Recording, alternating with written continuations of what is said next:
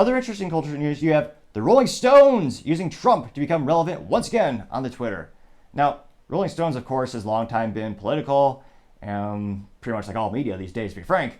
But a couple of days ago, after Trump was arrested and the infamous mugshot came out, which will go down as perhaps one of the most prolific images in my lifetime, Rolling Stones actually tweeted a mugshot, and I was going to say cover your ears if you have children listening to this, but they said, fuck around, ... find out. Now, that post from the Rolling Stones statistically did pretty successful in terms of the views. It got 4.7 million views. Now, granted, it did only get 77.9 or 77,900 likes, so that's 1.65% like ratio. Did a little fun math today there. Now, interestingly enough, another good show, The Quartering, actually responded to that by saying, quote, "You have 6 million followers and you can really break 30 likes on a post. Your biggest post in months is about Donald Trump. You need him. Think about it," unquote. Now, that reply got 21.7K views, but 2,755 likes, giving a ratio of 12.69%, which is quite a lot more than 1.65%. Now, interestingly enough, that got me thinking, is it really that bad? So I went into the tweets of the Rolling Stones, examining what the Quartering was claiming, and he's right. They also tweet like a crack addict. They just constantly tweet, or I guess nowadays just post on the X. They need some marketing over at the former Twitter known as X now. But even the other posts, which again they're political as well, I thought they were supposed to be about guitars. But nevertheless, last week they had a quote or a tweet from the Rolling Stone about DeSantis, and it said, quote, "DeSantis' campaign thought he'd be the center of attention at the GOP," unquote, or the GOP debate, unquote. That got 34.5 thousand views. So nothing compared to the 4.7 of Trump. And that got a 0.12% like ratio.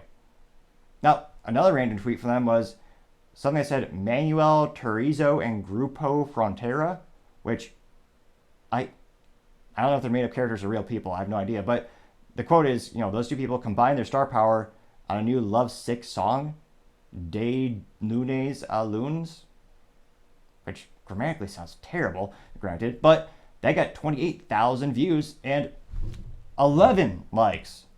That's 0.04% like ratio.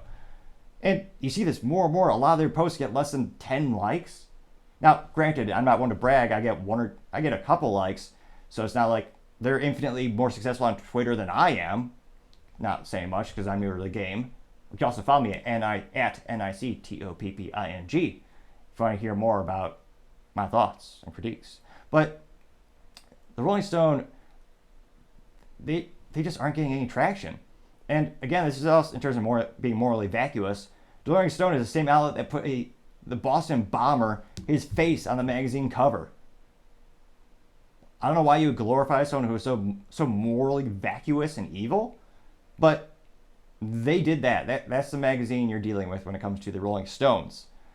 So it'll be interesting to see how many of these media companies are secretly hoping, beyond all hope, that Trump gets back into the spotlight just so they can make some more money off his name, because he is viral. Whether you like him or not, it is a lot of media attention. They get, a lot of these companies are paid per click, or so they say.